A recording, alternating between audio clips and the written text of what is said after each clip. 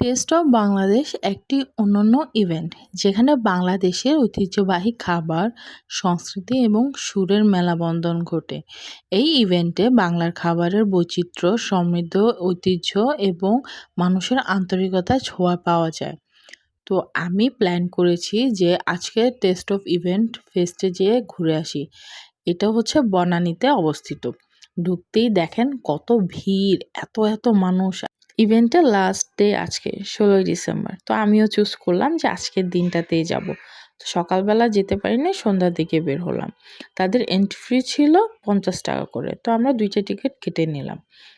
ঢুকতেই দেখি যে এত অ্যাস্থেটিকভাবে আর্ট, এত সুন্দর লাগতেছিল।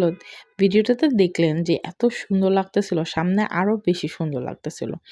তো প্রবেশের প্রথমেই দেখলাম যে রাজার চা, কি সুন্দর করে চা বানাচ্ছে, সবাই কিভাবে চা বানাচ্ছে তার দেখতেছিল দাঁড়িয়ে দাঁড়িয়ে। তো পাশের দোকানে ছিল বিভিন্ন রকমের কেকের আইটেম, কেকগুলো অনেক ডিলিশিয়াস ছিল। তো হাঁটতে হাঁটতে দেখলাম যে এখানে পিঠার একটা স্টল, পিঠাগুলো দেখতে এত লোভনীয় ছিল। তো আমি পাকোড়া আর পাটিসাপটা পিঠা আর স্যান্ডউইচ সন্দেশ নিয়ে নিলাম। এগুলার প্রাইস 50 টাকা করে, আমার কাছে রিজনেবল মনে হচ্ছে। তো খেয়ে দেখলাম যে এত মজা ছিল পাকোড়াগুলা।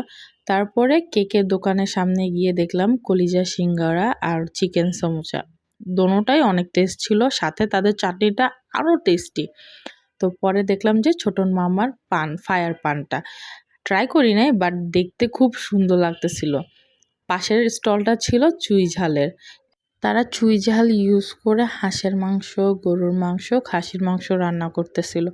প্রাইসটা একটু বেশি মনে হলো, তারপরও অনেকেই খুব মজা করে খাচ্ছিল। পাশের দোকানে ছিল আবার একটা পিঠার দোকান। এখানে অনেক রকমের পিঠা ছিল, দেখতে খুবই লোভনীয় ছিল। তো আমি এইখান থেকেও কিছু কিছু পিঠা অর্ডার করে দিলাম। মানে এখানেও যে লম্বা লাইন। তো আমি এখানে সবজি পাকোড়া নিয়ে নিছি আর সাথে হচ্ছে চিকেন পুলি পিঠাটা নিলাম। ওমা, এখানে তো দেখি চাকমাদের মুন্ডিও বিক্রি করতেছে। মুন্ডিটা খেতে পারিনি কারণ দেরি হয়ে গেছে, শেষও হয়ে গেছে। পরে পাশের স্টল ছিল বুনো হাঁসের। তারা হাঁসের মাংস কি সুন্দর করে রান্না করতেছিল। তো এখানে ছিল কক্সবাজারের সি ফুড আইটেমগুলা। এগুলার প্রাইস এক একটা ছিল 200-400 করে, যে যেরকম ভাবে নেয় আর কি। তো এখানে সেরাটনও ছিল, ওয়েস্টিনও ছিল। তো আমরা সেরাটন থেকে একটা বরফের গোলা খেলাম, তার প্রাইস পড়ছে 100 টাকা। বাট আমার কাছে না গোলাটা এতটাও ভালো লাগে নাই যতটা প্রাইসটা মনে হলো। প্রাইসটা অনেক এক্সপেন্সিভ, যেহেতু সেরাটন বলে কথা। গোলার জন্য আমি এখানে সিরিয়ালে দাঁড়িয়ে আছি। তে ভাবেন তাহলে কত লম্বা লাইন চলতেছে। তো কিভাবে গোলা বানাচ্ছে তো আমি আপনাদেরকে দেখিয়ে দিলাম সিম্পল ওয়ে, বাট আমার কাছে গোলাটা তেমন ভালো লাগে নাই। তো পাশে ছিল, তার সেরাটনের পাশেই ছিল ইন্টারকন্টিনেন্টাল। তো ওইখান থেকে কিছু খেলাম না। তো এখান থেকে বিউটি লাচ্ছি আর ফালুদাটা খেলাম। ওহ, পুরা সারা ইভেন্টের মধ্যে আমার লাচ্ছি আর ফালুদাটা এত মজা লাগছে। পরে চলে গেলাম বিসমিল্লা কাবাব স্টলে। এত মজা ছিল, কাবাবগুলো অসাধারণ, অনেক রকমের কাবাব ছিল।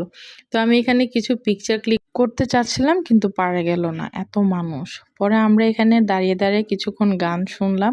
গানগুলো ভালোই লাগলো আমার কাছে। তো পাশের স্টলে কিছু পুরাতন বই, তারপরে জামা কাপড়, কার্টুন, ছবি আর্ট করতেছে, এগুলা দেখতেছিলাম দাঁড়িয়ে দাঁড়িয়ে। এখানে বাচ্চাদের খেলারও কিছু ইভেন্ট আছে। তো আমার ছেলেকে এখানে ঝুলিয়ে দেওয়ার পরে সে কান্নাকাটি শুরু করছে ভয়ে। তো আমরা এগুলা শেষ করে বের হয়ে গেলাম 8:30-9টার মধ্যে। বিশ্বাস করবেন আমি এখানে অনেক এনজয় করছি, এত ভালো লাগছে সব কিছু দেখে। বাংলাদেশে এত ঐতিহ্যবাহী খাবার দেখে আমি মুগ্ধ। ইভেন্ট থেকে বের হয়ে কতক্ষণ ঘোরাঘুরি করে চলে গেলাম ডিনার করতে। 12 নম্বর পোর্শে আসলাম। পোর্শের ইন্টেরিয়ারটা অনেক সুন্দর ছিল, অনেক অ্যাস্থেটিক ছিল। তাদের ওয়েলকাম ড্রিঙ্কটাও আমার কাছে খুব ভালো লাগছে। তো আমি এখানে টমিয়াম স্যুপটা অর্ডার করলাম আর হচ্ছে সেট মেনু অর্ডার করেছি। খাবার আস্তে আস্তে আমি একটু আমার ছেলেকে নিয়ে দোলনার দোলে নিলাম, কারণ এই দোলনাতে ওঠার জন্য অনেক লম্বা সিরিয়ালে দাঁড়িয়ে থাকতে হয়। তো এই তো আমাদের খাবার চলে আসছে। তো আজকের ভিডিওটা হচ্ছে এই পর্যন্ত। আপনাদের কাছে আমার ভিডিওটা কেমন লাগে আমাকে কমেন্ট সেকশনে জানিয়ে দিবেন। ভালো থাকবেন, আল্লাহ হাফেজ।